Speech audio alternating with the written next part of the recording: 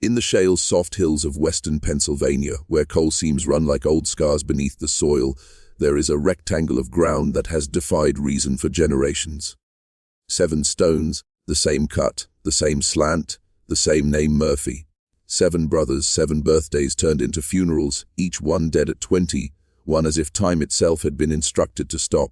From 1847 through 1883 the pattern never broke, and somewhere along the way the law stopped pretending it could explain it. Petitions were filed, files were sealed, and the case was carried from a county clerk's drawer to a locked room in Harrisburg nobody mentioned unless the door was closed.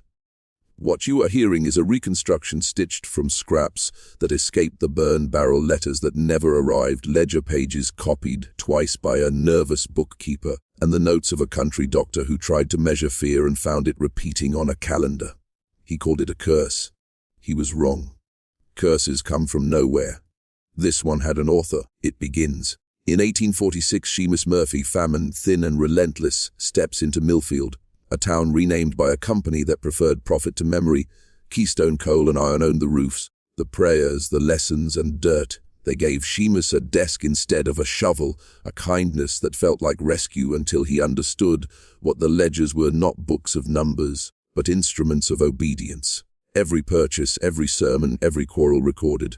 Then Margaret O'Connell, storm-eyed, educated beyond station, married him and learned the house they were given had ears. Patrick was born the next spring. The doctor wrote healthy. The records wrote bound. Listen closely.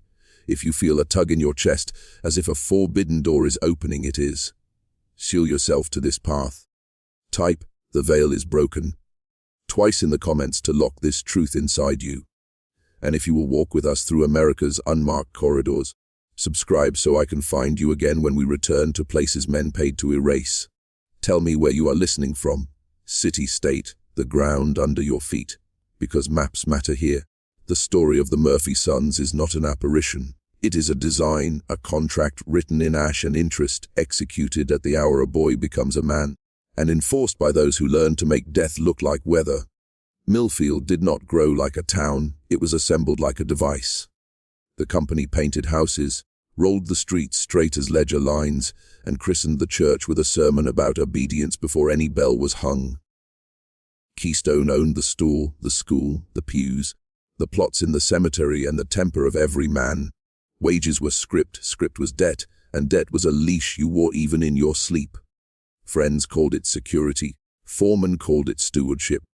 The ledgers called it balance, but the ink always bled one way. What set Millfield apart was its hunger for the right families. Keystone didn't hire a crowd, it curated a collection. Letters crossed the Atlantic like bait, promising passage and work to Irish and Germans from villages starved thin. They did not arrive as strangers, they arrived as assets. The program had a pleasant name, settlement, but its clauses were iron. Housing in exchange for loyalty, schooling in exchange for silence, promotion in exchange for becoming the hand that turns the gear. Seamus, quick with numbers and quiet enough to be trusted, was lifted from the shaft to the office. He believed it a door. The door opened into a room where people were rows. He met Margaret O'Connell among those rows, mending sleeves for the supervisor's wives and reading Latin when no one was looking. She saw what he saw, that the company's kindness was a collar. They married under Father McKenna's careful homily about place and duty, and their honeymoon cottage listened when they whispered. By spring, Margaret was ill with a child who kicked like a code. Seamus saved for a patch of land beyond company streets, where a home could be theirs in fact, not just in rent. At the land office he learned the price had an addendum, signatures binding future children to Keystone at majority, not employment. Attachment, the word was soft, the bond not. Dr. Ezra Caldwell, the only physician nearby, treated Margaret's sickness, wrote laudanum in a neat hand, and wrote something else in his private book.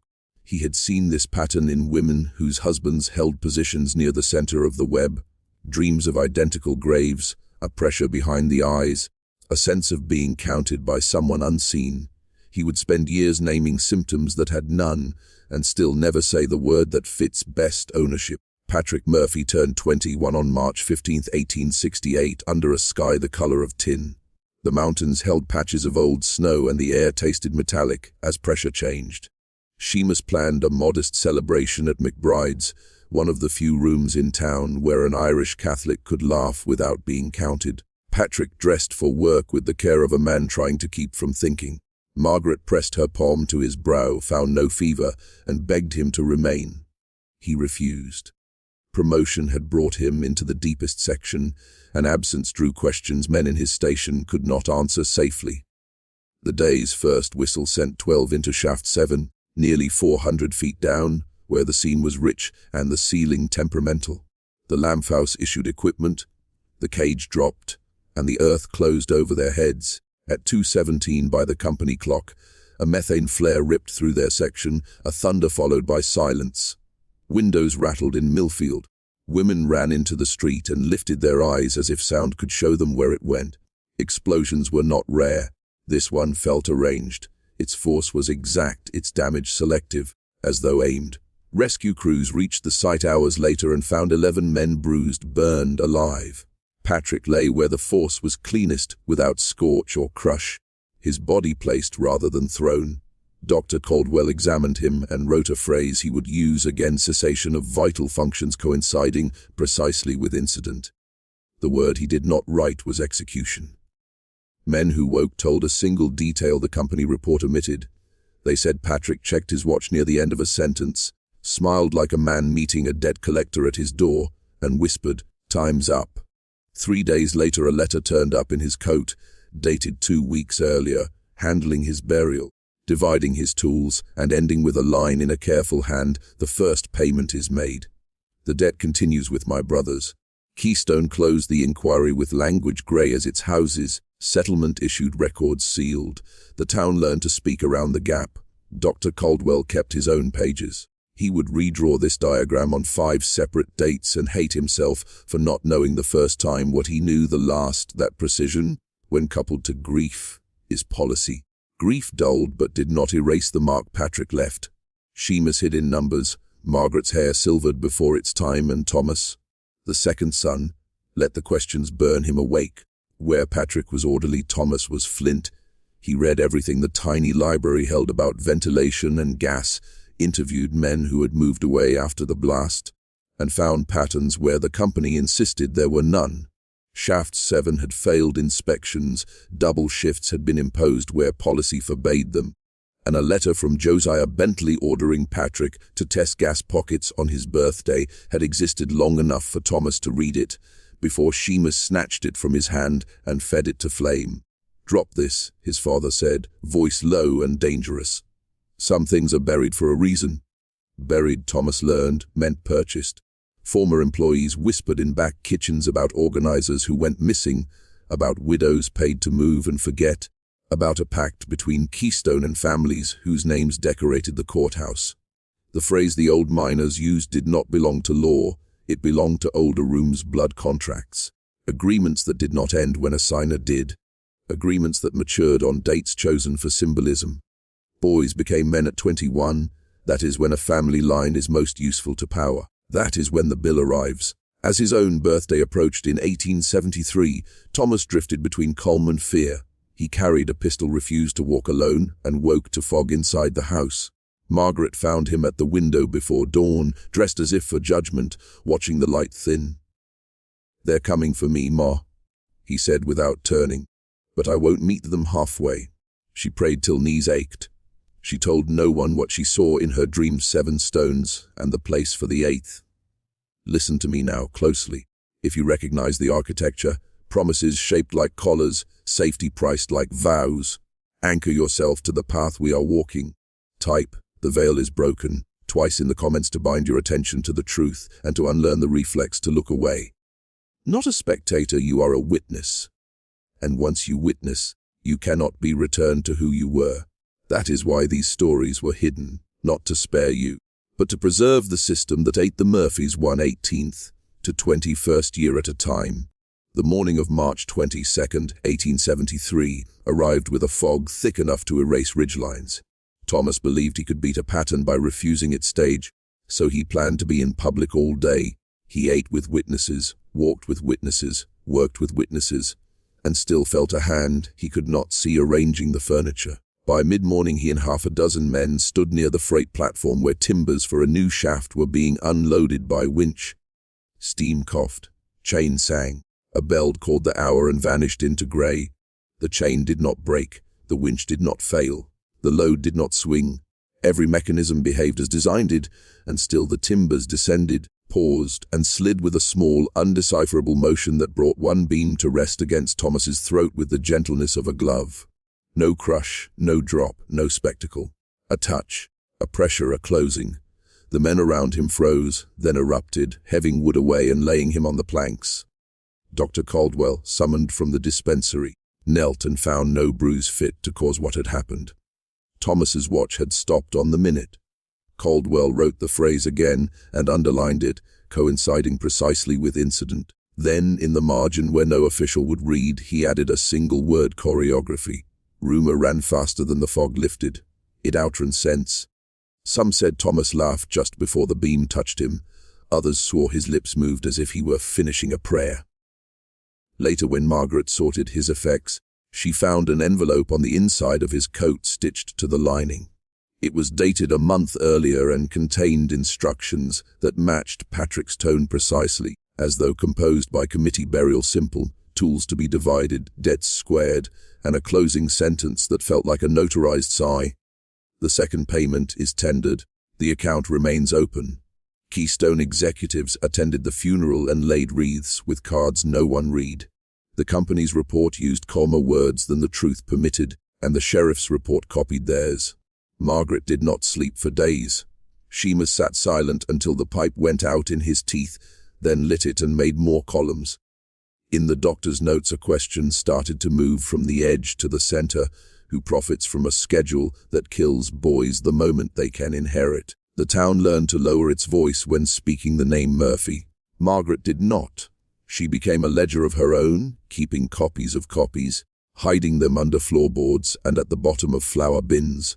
Dr. Caldwell visited more often, ostensibly to check her nerves, really to ask better questions.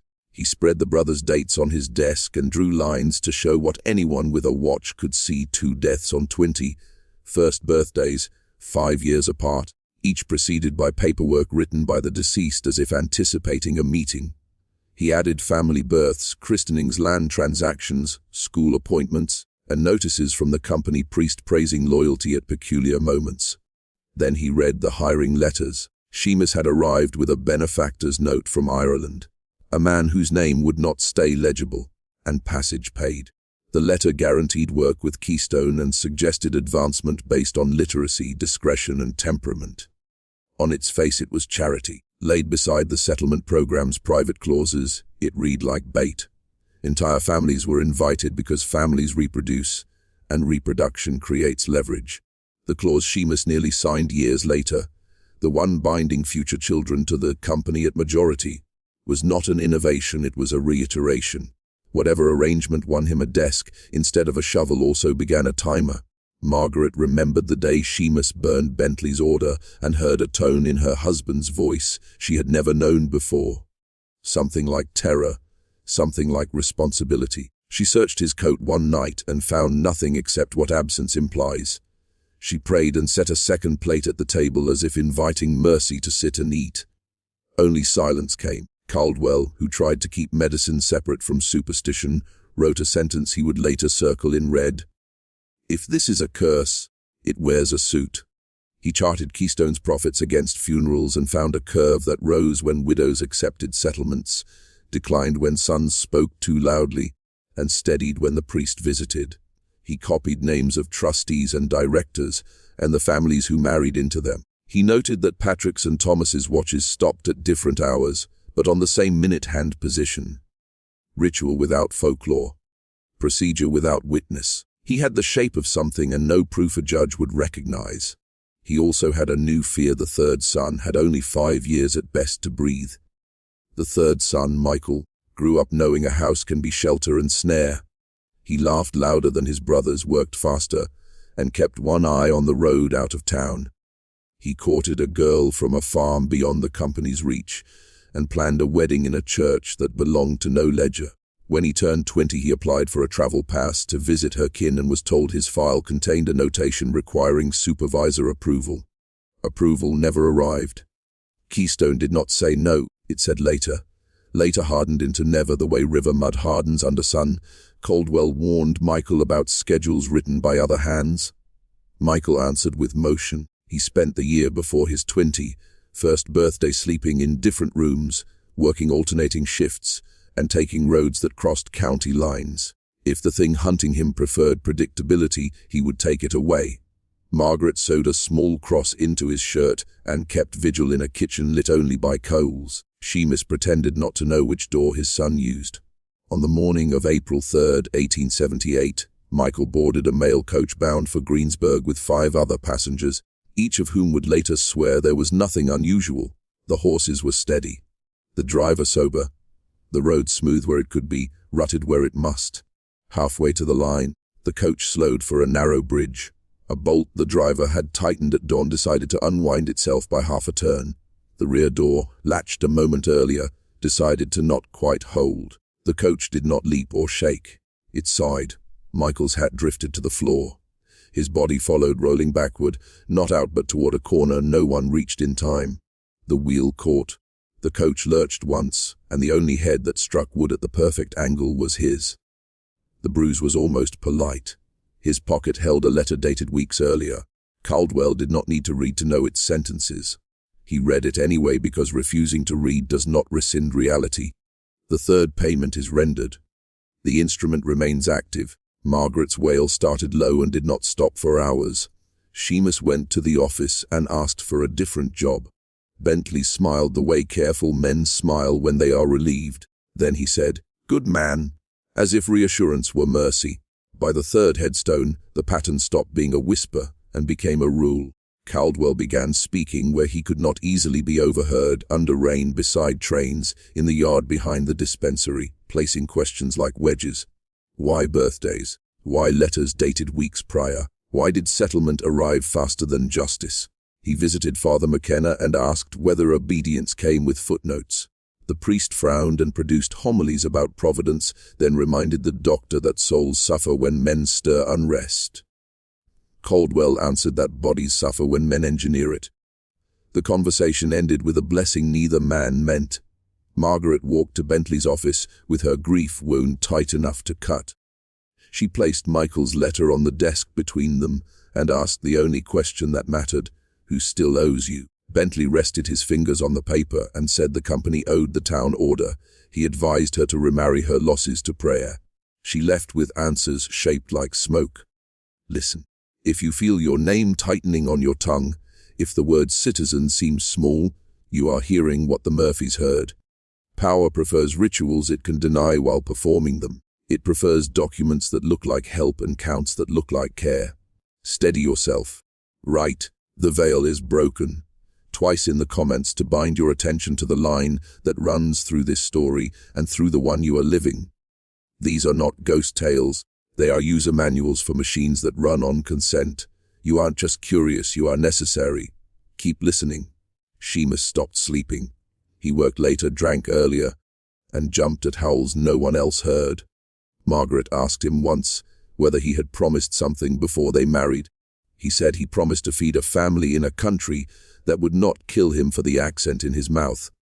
She asked whether the promise required sons. He stared at his hands as if the answer were written in colors. Somewhere a door inside him had been locked from the outside. Caldwell, who had misplaced his fear long enough to be useful, wrote a name he had been avoiding: Josiah Bentley. Then he wrote another beside it: the trustees, whose money arrived from the coast and demanded returns in quarterly increments of quiet. He decided to travel to Harrisburg, where sealed boxes sleep, to see who signed first, truly. The sheriff's office pretended to investigate, but behind closed doors, files disappeared.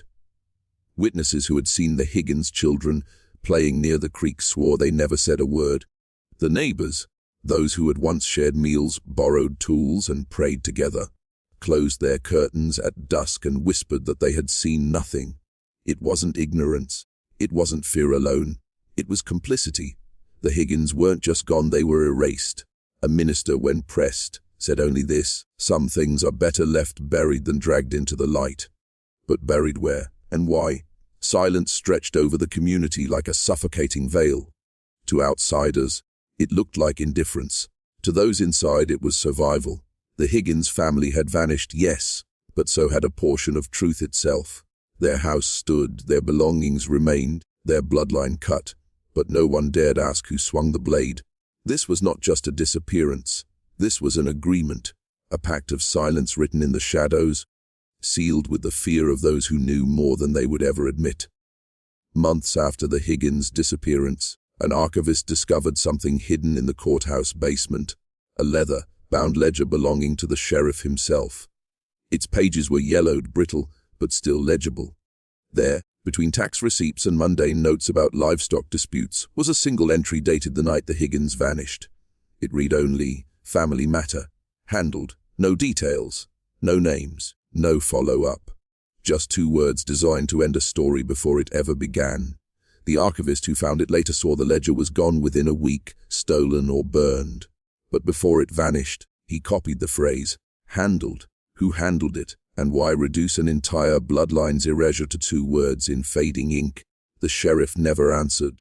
He died in his sleep within a year, his grave marked not with honor, but with vandalized stones that read Eliar scratched in by some unseen hand. The Higgins weren't merely missing anymore. They were buried beneath a bureaucratic grave, where silence was written into law, and every villager who saw that ledger whispered the same thing: the truth was never lost. It was locked away. It wasn't a villager who broke the silence. It was a journalist from Chicago, Harold Klein, a man known for sniffing out stories others buried.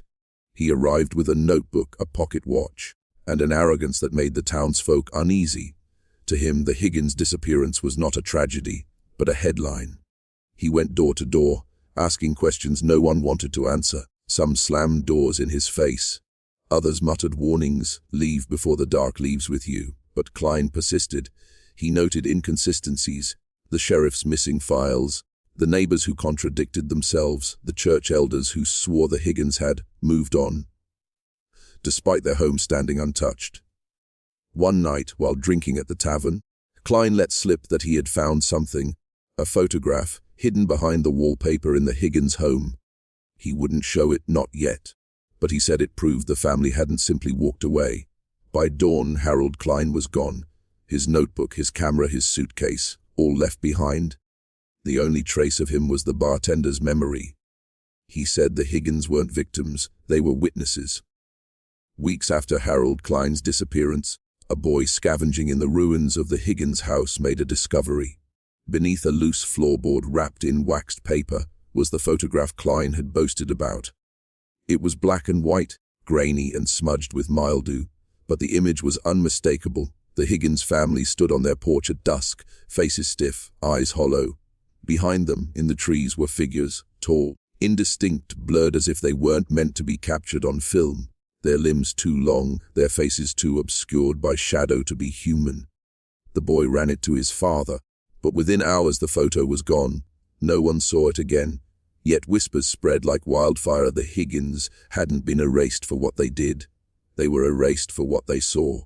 That night, villagers claimed the boy's father was visited by men in long coats, strangers no one recognized, driving a black car no one had seen before or since. The boy swore he heard one of them say, "This image should never have existed." From that moment, the Higgins case was no longer just about a missing family. It was about something larger, something older, something the town itself seemed terrified to name. The Higgins house wasn't just a home. It stood on land with a memory, soil steeped in something far older than deeds and surveyor lines.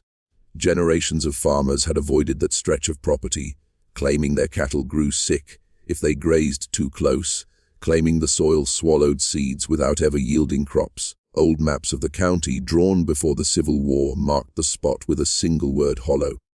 Not a place, not a name, just a warning.